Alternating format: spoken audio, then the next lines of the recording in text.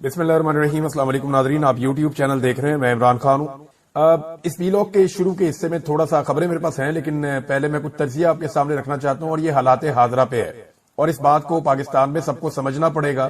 जब तक नहीं समझेंगे पाकिस्तान का निजाम, पाकिस्तान का सिस्टम आगे नहीं बढ़ेगा।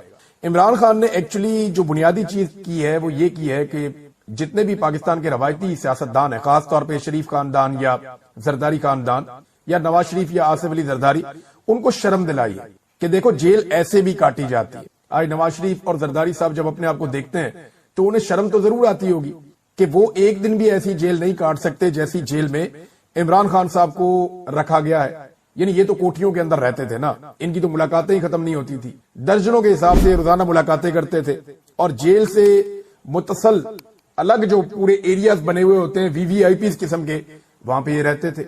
दिन रात इनका अमला इनके पास रहता था, खिदमतगार इनके पास मौजूद रहते थे। हालांकि जुल्फिकार अली भुट्टो साहब ने एक सख्त जेल काटी, लेकिन उनकी भी मुलाकातें नहीं रोकी गई, फैमिली के साथ उनकी मुलाकातें होती रही। ये पहली मर्तबा हो रहा है कि एक लीडर को उसकी फैमिली से मिलने नहीं दिया जाता, बच्चों से बात ही नहीं करने दी जाती, हर तरह की सहूलतें उससे छीन ली गई है, उसको तन्हाई के अंदर रख दिया जाता है, बाज़ औक़ात कई कई दिन के लिए उसको उसके सेल के अंदर बंद कर दिया जाता है। तो इस किस्म का रवैया आज तक कभी भी किसी साबिक वज़ीर आज़म के साथ या किसी लीडर के साथ हुआ नहीं है, जो इमरान खान साहब के साथ या उनके खानदान के साथ गुज़िश्ता 3 साल से हो रहा है। बहनों को गिरफ्तार करके बंद कर दिया, बीवी को गिरफ्तार करके बंद कर दिया। यानी बहुत बदतरीन हालात में भी याया खान ने उसकी बीवी को नहीं पकड़ा था, शेख मुजीब की। इसी तरह जो ज़ियाउल हक था उसने जुल्फिकार अली भुट्टो की बीवी और बेटी को नहीं पकड़ा था। इसी तरह परवेज मुशर्रफ ने नवाज शरीफ की बीवी को गिरफ्तार नहीं किया था, लेकिन आज इमरान खान साहब की अहलिया को भी गिरफ्तार किया गया, उनकी बहनों को भी गिरफ्तार किया जाता है और बार बार गिरफ्तार किया जाता है। लेकिन ये काम उल्टा हो रहा है, ये किसी को समझ नहीं आ रही। इस फौलादी आसाब वाले आदमी ने सबके आसाब शल कर दिए, ये आपको मानना पड़ेगा। हालात इस वक्त ये हैं कि एक एटमी मुल्क का आर्मी चीफ या उसका वजीर आजम जब भी तकरीर करता है वो सोशल मीडिया का रोना रोए बगैर मुकम्मल ही नहीं हो सकती। यानी एक एटमी मुल्क है, 7 लाख की फौज है, एक वजीर आजम है, 25 करोड़ का मुल्क है, और वो कोई एक तकरीर भी सोशल मीडिया पर तनकीद के बगैर मुकम्मल नहीं कर सकते। जिन एजेंसियों का दावा है कि उन्होंने सारी दुनिया को शिकस्त दी है, उन्हें पाकिस्तान तहरीके इंसाफ के आम नौजवानों ने चकरा कर रख दिया है। हालात ये पैदा हो गए हैं। इमरान खान अगर टूट जाता ना तो ये सारे लोग भी टूट जाते, ये पक्की बात, क्योंकि इमरान खान को अल्लाह रब्बुल इज्जत ने टूटने नहीं दिया तो वो दूसरों के लिए भी हौसले का और सब्र का बाइस बन गया। इमरान खान एक जरिया बन गया जिससे लोग एनर्जी ले रहे हैं, क्योंकि वो खुद नहीं टूटा। दूसरी पॉलिटिकल पार्टीज में ऐसे वर्कर पैदा क्यों नहीं होते जैसे पाकिस्तान तहरीके इंसाफ में पैदा हो गए। देखिए, जुल्फिकार अली भुट्टो की शहादत ने पीपल्स पार्टी को बहुत सारे ऐसे वर्कर दे दिए थे जो बड़े लंबे अरसे तक पीपल्स पार्टी के काम आए, क्योंकि भुट्टो टूटा नहीं ना। उसने कहा जी फांसी दे दो, ठीक है फांसी होगी उसकी। बेशक भुट्टो का माजी बहुत खराब होगा, लेकिन अल्टीमेटली भुट्टो ने फांसी कबूल की, डील नहीं की ज़ियाउल हक के साथ। तो जब भुट्टो को फांसी हो गई तो उसके बाद पीपल्स पार्टी को, वो डट गया था, बहुत सारे लीडर्स मिल गए, उनकी बुनियाद पर उन्होंने काफी लंबा चलाया, लेकिन जरदारियों ने आगे तबाह कर दिए वो लीडर्स, वो सारी पौधी उड़ा दी, वो सारी सियासत ही खत्म कर दी जो नजरियाती थी। अब इमरान खान डट गया है, ये काम जरदारी से भी नहीं हुआ और ये काम नवाज शरीफ से भी नहीं हुआ, लिहाजा इनके पास वर्कर पैदा ही नहीं हो पा रहे, इनके पास वर्कर्स बन ही नहीं पा रहे। और पाकिस्तान तहरीके इंसाफ के वर्कर्स इतने मजबूत हैं और उनकी मजबूती की वाहिद वजह इमरान खान साहब का है कि वो एक आनी आसाब का मालिक है, फौलादी आसाब वाला, और वो डटकर खड़ा हो गया। ये सिलसिला, मैं आपको एक बात बताऊं, बढ़ता जाएगा। लोग मुतनफर होते जाएंगे और मौके की तलाश में रहेंगे। जैसे लोगों को 8 फरवरी 2024 को एक मौका मिला था और इन्होंने एस्टेब्लिशमेंट को चारों शाने चित कर दिया था। देखिए, खेल भी वही पुराना है, खिलाड़ी और तमाशाई भी वही है, मैदान भी वही है, लेकिन इस मर्तबा मैदान में एक असली खिलाड़ी उतरा है, एक शेर का बच्चा, जिसने मैदान में खेल का पांसा ही पलट दिया है। बेईमानी और फ्रॉड से जीतने वालों का इमरान खान ने नकाब नोच दिया है। वो जीत नहीं रहा, वो जीत चुका है, बस उसकी जीत का ऐलान होना बाकी है। पूरा मैदान जानता है, एक एक तमाशाई जानता है, अंपायर भी जानते हैं, मुखालिफ टीम भी जानती है और 25 करोड़ पाकिस्तानी भी जानते हैं कि ये जीत चुका है। उसकी जीत जो है वो दीवार के ऊपर लिखी हुई है, जैसे तुम सारे मिलकर भी अब नहीं मिटा सकते। अब सारे के सारे लोग जो हैं वो दिल थाम कर उसकी जीत के ऐलान का इंतजार कर रहे हैं। और एक बात मैं आपको बता दूं कि जब तक आप उसकी जीत का ऐलान नहीं करेंगे या जब तक उसकी जीत का ऐलान हो नहीं जाएगा, आप इस खेल को या इस निजाम को آگے نہیں بڑھا سکتے. چاہے آپ اکانومی کو اوپر لے جائیں, نیچے لے جائیں, تباہ کر دیں, ٹھیک کر دیں, دہشت گردی زیادہ ہو جائے, کم ہو جائے, ملک کا کچھ بھی ہو جائے, یہ نظام نہیں چلنے والا جب تک کہ عمران خان صاحب کی جیت کی اناؤنسمنٹ نہیں ہو جاتی. چاہے ان کی پچھلی جیت کی اناؤنسمنٹ ہو یا انہیں دوبارہ موقع دیا جائے کہ وہ ایک فیئر گیم کھیل کے جیت لے. اگر نہیں سمجھ آ رہی میری بات کی تو پھر جو مرضی کر کے دیکھ لیں. بریگیڈیئر ریٹائر جاوید اکرم صاحب ہیں اور انہوں نے کوٹ لکھپت جیل سے ایک خط لکھا ہے. اس خط سے آپ کو اندازہ ہو جائے گا کہ اس وقت پاکستان تحریک انصاف نظریاتی طور پہ کہاں کھڑی. جاوید اکرم, high security barrack, Kot Lakhpat jail, Lahore. میرے عزیز دوستو, لندن پلان کے تحت فارم 47 کے ذریعے جس طرح ملک میں جمہوریت کا جنازہ نکالا گیا, اس سے ملک میں کبھی استحکام نہیں آ سکتا. پی ٹی آئی کا مینڈیٹ واپس کیا جائے تاکہ ملک کے مسائل اور بحرانوں کا خاتمہ کیا جائے. عوام میں بڑھتی ہوئی مایوسی انقلاب کا پیش خیمہ ہے. عمران خان کے ویژن اور بیانیے کی ملک بھر اور بیرون ملک بڑی واضح تائید سے موجودہ حکمرانوں کو لانے والوں کو پیغام دیا جا رہا ہے کہ قوم جعلی حکومت کو تسلیم کرنے کو تیار نہیں ہے. عمران خان کا ساتھ دینے پر مجھے بے حد تشدد کا نشانہ بنایا گیا. کئی اداروں نے قید تنہائی میں رکھ کر مجبور کیا کہ پی ٹی آئی کا ساتھ چھوڑ دوں, لیکن اللہ تعالیٰ کے کرم سے یہ قدم نہ ڈگمگائے. میرا وزن تو بہت کم ہوا لیکن میری روحانیت بہت مستحکم ہوئی. جیل میں 5 بیماریوں کے ساتھ خفیہ اداروں کے حکم پر علاج اور دوائیاں بھی بند ہیں. میرا ایمان اور ارادہ اللہ تعالیٰ کے کرم سے اتنا مضبوط ہے جتنا آسمان. مجھے فخر ہے کہ میں اور میرے ساتھی عمران خان کے ساتھ ڈٹ کر کھڑے ہیں. میرا اور میرے لیڈر کا ٹارگٹ جو ہے وہ امریکہ اور بیلجیم میں جائیدادیں بنانا نہیں ہے, بلکہ ریاست مدینہ ہمارا ٹارگٹ ہے. انشاءاللہ وہ دن دور نہیں جب عمران خان جیل سے باہر ہوگا. ہمارا رول ماڈل ریاست مدینہ ہوگا. اس دھرتی پر نیا پاکستان بنے گا. آپ کی دعاؤں اور اللہ تعالیٰ کے کرم کا طالب, بریگیڈیئر ریٹائر جاوید اقبال. اب آپ یہ دیکھیں کہ لوگ کیسے ڈٹ کر کھڑے ہیں. تو ایکچولی تو یہ اغوا کرتے ہیں اس طرح کے لوگوں کو جو ان کے لیے درد سر بن جاتے ہیں. قتل کے مقدمات ڈال دیے, یہ ڈال دیا, وہ ڈال دیا, ہر چیز کا مقدمہ عامر مغل کے اوپر ڈالا, لیکن اس نے عمران خان کا ساتھ نہیں چھوڑا. یہ وہ انرجی ہے جو عمران خان نے ان ساروں کو دی ہے, اور وہ ایک ایکٹیو پولیٹیکل ورکر ہے. ایسے لوگ اثاثہ ہوتے ہیں کسی بھی پولیٹیکل پارٹی میں ہو, کیونکہ پالیٹکس آگے جائے گی, جمہوریت آگے جائے گی, تبھی پاکستان آگے جائے گا. ڈکٹیٹرشپ کے ساتھ یا بوٹ کے ساتھ یا ڈنڈے کے ساتھ تو ملک آگے نہیں چل سکتا. نواز شریف کہتے ہیں نہیں مجھے میرے والد کا جنازہ نہیں پڑھنے دیا گیا, انہیں بہت تکلیف ہے ان باتوں کی. تو آج کتنے ہی لوگ ہیں جن کو ان کی ماؤں کا, ان کے باپوں کا اضافہ ہو تو کوئی اس کو بادر بھی نہیں کرتا, لیکن یہ بہت بڑے پیمانے پر کر رہے ہیں. میں آپ کو اس کی وجہ پہلے بھی بتا چکا ہوں. کچھ چیزیں میں آپ کے ساتھ شیئر کر رہا ہوں اور ایک باریک واردات پاکستانی قوم کے ساتھ ڈالی جا رہی ہے, وہ بھی میں آپ کو اس ویلاگ میں بتاؤں گا.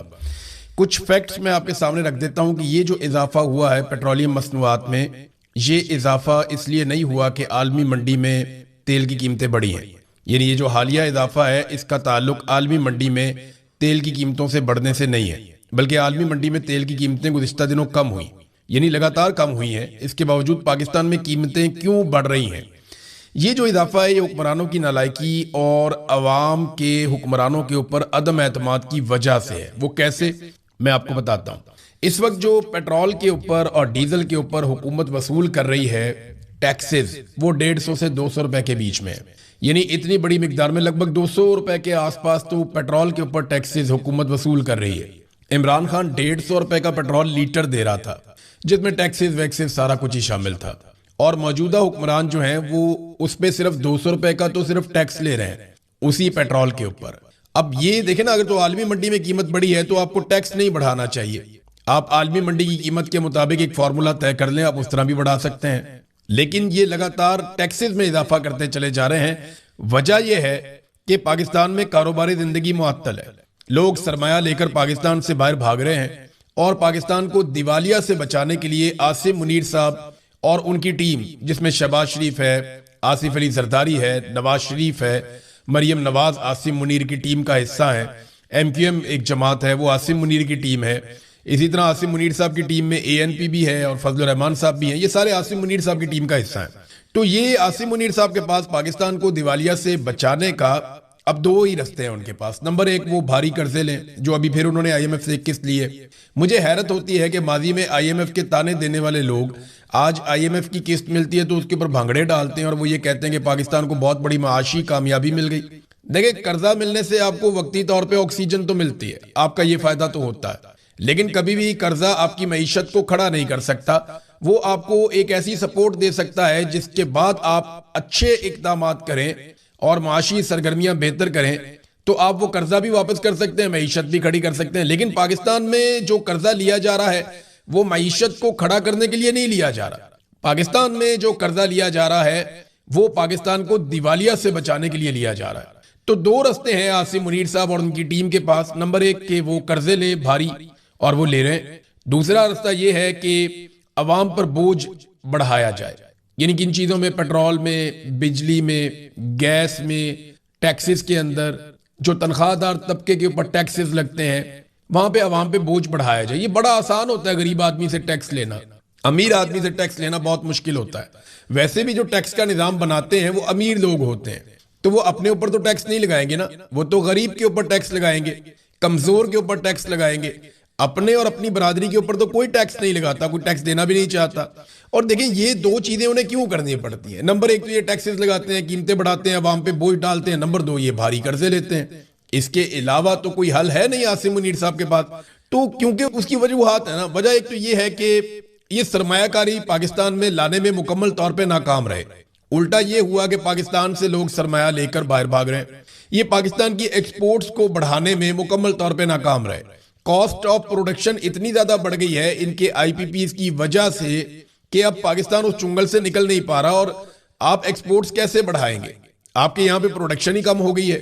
جو پاکستان کے اندر قومی پیداوار ہے اس میں لگاتار کمی ہوتی چلی جا رہی ہے. سیاحت ایک ذریعہ ہوتا ہے زر مبادلہ پاکستان میں لانے کا, لیکن سیاحت تو بالکل پاکستان میں زیرو ہے. آپ کو کہیں پہ کوئی غیر ملکی سیاح اب تو نظر ہی نہیں آتا. پہلے بھی کوئی زیادہ نہیں تھے لیکن تھوڑے بہت آتے تھے, اب تو وہ بھی نہیں ہے. ملک میں معاشی سرگرمیاں تیز کرنے سے کچھ بہتری آ سکتی تھی, لیکن آپ دیکھیں چاہے وہ ریئل اسٹیٹ ہو, یعنی جو آپ کا پراپرٹی کا کاروبار ہے وہ بھی ڈاؤن ہے. کوئی بندہ پلاٹ خریدنے کے لیے تیار نہیں ہے, لوگ بیچ رہے ہیں. کوئی بندہ فائل خریدنے کی تیار نہیں ہے, لوگ بیچ رہے ہیں. جتنی بھی پراپرٹی ہے پاکستان میں سب کی قیمتیں نیچے چلی گئیں کہ کوئی خرید لے, لیکن کوئی خریدے گا تو حکومت کو ٹیکس جائے گا نا. تو ہر شعبے کے اندر اسی طرح سے جو معاشی ترقی کا ایک پہیہ ہے وہ رکا ہوا ہے. معاشی سرگرمیاں پاکستان میں لگ بھگ معطل ہو گئی ہیں. تو ان چیزوں میں مکمل طور پہ عاصم منیر صاحب اور ان کی ٹیم ناکام رہی. اب اس کی وجہ سے انہیں کرنا کیا پڑتا ہے, کبھی پیٹرول پہ ٹیکس, کبھی ڈیزل پہ ٹیکس, کبھی بجلی پہ اضافی ٹیکس, کبھی اضافی بل. اب لوگوں کو 100 یونٹ کا بیچاروں کا, کئی لوگوں کا اس سے بھی کم وہ بل ہوتا ہے. اتنے بھی یونٹ انہوں نے نہیں چلائے ہوئے ہوتے اور ان کو ایسے بل آ جاتے ہیں جو ماضی میں اچھے خاصے لوگوں کو آتے تھے. تو 300 یونٹ بجلی انہوں نے مفت دینی تھی, انہوں نے 300 یونٹ تک کی جتنی سبسڈی تھی وہ ساری ختم کر دی اور بجلی کی قیمت 4 سے 5 گنا بڑھا دی. لگ بھگ پاکستانیوں کو جو اس وقت ایوریج ایک یونٹ پڑتا ہے وہ 60 روپے سے زیادہ کا پڑتا ہے. یعنی کہاں پہ ایک ایوریج یونٹ ماضی میں جو غریب پاکستانی تھے ان کے لیے 14 روپے 15 روپے ہوا کرتا تھا, 16 روپے ہوا کرتا تھا. آج وہ یونٹ جو ہے وہ 60 روپے سے اوپر ہو گیا, کیونکہ عاصم منیر صاحب کے پاس اور ان کی ٹیم کے پاس پاکستان کو چلانے کے لیے کوئی فارمولا, کوئی معاشی حکمت عملی نہیں ہے. یہ ایک طرف جشن منا رہے تھے اور ایک طرف پیٹرولیم مصنوعات کی قیمتوں میں اضافہ کر رہے تھے. یہ قوم کے زخموں پہ نمک بھی چھڑکتے ہیں نا, بڑا انجوائے کرتے ہیں یہ, کیونکہ قوم نے ان کو ووٹ نہیں ڈالے, قوم نے ان کو شکست دی تھی. عاصم منیر صاحب کو اور ان کی ساری ٹیم کو قوم نے شکست دی تھی. پھر یہ زبردستی طاقت کے بلبوتے پہ بندوق دکھا کے پاکستانیوں کو یہ اقتدار میں آ کر بیٹھ گئے. لیکن کب تک؟ جس دن سارے اکٹھے ہو کر نکلے پاکستانی اور ایک مٹھی بن گئے اس دن فارغ ہو جائیں گے سارے. یہ جشن منا کر لوگوں سے لبرٹی چوک میں پوچھ رہے تھے کہ پاکستانیوں مزہ آ رہا ہے, پاکستانیوں مزہ آ رہا ہے. اور ساتھ انہوں نے پیٹرولیم مصنوعات کی قیمتیں 414 روپے تک پہنچا دی جو عمران خان صاحب کے دور میں 150 روپے کی تھی. جب عمران خان صاحب کے 150 روپے کے پیٹرول کو یہ بہت مہنگا کہتے تھے, وہی لوگ, میں حیران ہوتا ہوں, آج کل 414 روپے کے پیٹرول کو مہنگا نہیں کرتے. انہوں نے آتش بازیاں کی اپنی عیاشیوں کے لیے, اپنے جہازوں کے لیے, اپنی نئی گاڑیوں کے لیے, اپنی چیزوں کے لیے. انہوں نے ملک میں تباہی پھیری ہوئی ہے. یہ خبر دیکھیں نا آپ, ممبران پارلیمنٹ کی نئی رہائش گاہیں تعمیر کی جا رہی ہیں. 104 فیملی سوٹس تکمیل کے لیے 30 جون تک کی ڈیڈ لائن دے دی گئی ہے. وہاں پہ 500 ایئر کنڈیشنر لگائے جا رہے ہیں اور لابیز کے اندر وی آر ایف سسٹم لگایا جا رہا ہے. اس کے علاوہ 1 ارب 9 کروڑ روپے کی لاگت پروجیکٹ کے اوپر آئے گی اور 500 سرونٹ کوارٹر بھی بنیں گے وہاں پہ. یعنی اب ہر ایک کو 5-5 سرونٹ کوارٹر بھی مل جائیں گے لگ بھگ. یعنی اگر آپ 104 فیملی کے سویٹس ہیں تو وہاں پہ 500 سرونٹ کوارٹر کا مطلب ہے کہ وہاں پہ اتنے ملازمین کام کر رہے ہوں گے کہ ان کے ساتھ جو ملازمین جائیں گے وہ بھی وہاں پہ رہیں گے اور وہاں پہ جو خادم ہوں گے وہ بھی وہاں پہ رہیں گے. تو یہ ہماری تو ترجیحات یہ ہے نا کہ ہم عیاشی کرتے ہیں, جہاز لینے ہیں, گاڑیاں لینی ہیں, پیسہ اکٹھا کرنا ہے, خود دنیا بھر کے ٹور کرنے ہیں اور ہمارے سب سے اچھے کپڑے ہونے چاہیے, سب سے اچھے جوتے ہونے چاہیے. عوام جائے بھاڑ میں, عوام کی ان کو فکر ہی نہیں ہے, نہ ملٹری اسٹیبلشمنٹ کو فکر ہے, نہ عاصم منیر صاحب کو اور ان کے جرنیلوں کو فکر ہے, نہ, اور ان کو ہونی بھی نہیں چاہیے, وہ تو نوکری کرنے آئے ہیں, نوکری کر کے انہوں نے بھی چلے جانا ہے, سارے اپنا اپنا گھر بھرتے ہیں, کسی کو بھی پاکستان کی فکر نہیں ہے. اب دیکھیں جب یہ حکومت میں آ رہے تھے نا, تو اس سے پہلے جب اس ٹیم کو حکومت میں لایا جا رہا تھا تو جنرل باجوہ کے اور جنرل عاصم منیر کے ٹائم پہ یہ لوگ دعویٰ کرتے تھے کہ ہماری تجربہ کار ٹیم ہے, ہم ہی پاکستان کو سنبھال سکتے ہیں. یہ ایاز صادق اور احسن اقبال بیٹھ کے کیا کہہ رہے تھے, ذرا یہ سنیں آپ. مسلم لیگ نون واحد جماعت ہے جس کے پاس وہ ٹیم ہے, جس کے پاس ڈیلیور کرنے کی صلاحیت ہے, اور یہی ملک کو ان بحرانوں سے نکال سکتی ہے. ٹیم بھی ہے, تجربہ بھی ہے, کس طرح مہنگائی کو, اس کے ناسور کو کنٹرول کر. یہ آپ نے سنا بعد میں شہباز شریف کی بھی بات کہ جناب ٹیم بھی ہے, مہنگائی کو, ناسور کو, سب کو ہم کنٹرول کریں گے. شہباز شریف نے ایک اور بڑی جذباتی تقریر کی تھی, یہ ذرا یہ تقریر بھی آپ سنیں, آپ کو بڑا مزہ آئے گا. یہ جب یہ اپوزیشن میں تھے اور عمران خان کی حکومت گرائی جا رہی تھی, یہ سنیں آپ. غربت کے خلاف انقلاب آنا چاہیے, مہنگائی کے خلاف انقلاب آنا چاہیے, ظلم زیادتی کے خلاف انقلاب آنا چاہیے, اس نظام کے خلاف انقلاب آنا چاہیے, اس ملک کے اندر انقلاب آنا چاہیے, انصاف کا, انصاف کے بول بالے کا, اور سوشل ویلفیئر اسٹیٹ کا, ایک اسلامی رفائی ریاست کا انقلاب آنا چاہیے. یہ جتنی باتیں شہباز شریف نے کی نا, مہنگائی, غربت, انصاف, انسانی حقوق, یہ ساری چیزیں تباہ کر دی. فلاحی ریاست, ہر چیز شہباز شریف نے آنے کے بعد مکمل طور پہ تباہ کر دی. یعنی تقریر میں یہ آدمی کچھ اور کہہ رہا تھا, جب اس کو لا کر اقتدار میں بٹھایا گیا اس کے کیسز ختم کر کے, اور فوجی جرنیلوں نے لا کر ان کے سر پہ تاج رکھ دیا کہ جناب اب آپ کو اپنے وزیر اعظم بنا دیا ہے, اب جوتے آپ پالش کریں گے اور اقتدار میں رہیں گے. تو شہباز شریف صاحب نے یہی ساری چیزیں جو انہوں نے کہیں, آپ غور کریں, ذرا سنیں شہباز شریف صاحب کیا کہہ رہے ہیں, اور ان ساری چیزوں کو اپنے ذہن میں لائیں کہ کیا یہ ساری چیزیں پاکستان میں ٹھیک ہوئی ہیں. یہ سنیں آپ. غربت کے خلاف انقلاب آنا چاہیے, مہنگائی کے خلاف انقلاب آنا چاہیے, ظلم زیادتی کے خلاف انقلاب آنا چاہیے, اس نظام کے خلاف انقلاب آنا چاہیے, اس ملک کے اندر انقلاب آنا چاہیے, انصاف کا, انصاف کے بول بالے کا, اور سوشل ویلفیئر اسٹیٹ کا, ایک اسلامی رفائی ریاست کا انقلاب آنا چاہیے. آپ اندازہ کریں جو باتیں شہباز شریف نے کی ہیں نا, ان کا الٹ کر دیا, اور ایسا الٹا انقلاب لے کر آئے ہیں کہ ان تمام شعبوں کو تباہ و برباد کر کے رکھ دیا اس شخص نے اور اس کے ہینڈلرز نے. ناظرین, بھارت کے ساتھ ایک موازنہ میں آپ کے سامنے رکھتا ہوں, کیونکہ 9 مئی ہے تو بھارت کے ہم نے طیارے گرائے تھے, اس کا رولا پڑا ہوا ہے. لیکن ایک اور میدان ہے جہاں پہ پاکستان نے بھارت کو عبرتناک شکست دی ہے. اگر عالمی منڈی میں تیل کی قیمتیں بڑھ رہی ہیں تو آپ نے تیل کے اوپر ٹیکسز کو کم کر کے عوام کو ریلیف دینا تھا. یہ کام بھارت نے کیا, پاکستان نہیں کر پایا. جب سے یہ جنگ لگی ہے اس وقت سے لے کر اب تک انڈیا میں جو پیٹرولیم مصنوعات کی قیمتیں بڑھی ہیں وہ 0% ہیں. بنگلہ دیش میں جو پیٹرولیم مصنوعات کی قیمتیں بڑھی ہیں وہ 16% ہیں, جبکہ پاکستان میں جو پیٹرولیم مصنوعات کی قیمتیں بڑھی ہیں وہ 61.5% ہیں. یہ پاکستان کے حکمرانوں نے پاکستان کے ساتھ کیا, اور کروانے والی کون ہے, وہی پرانی ملٹری اسٹیبلشمنٹ. دیکھیں باریک واردات ڈالی جا رہی ہے جس کا میں نے شروع میں تذکرہ کیا.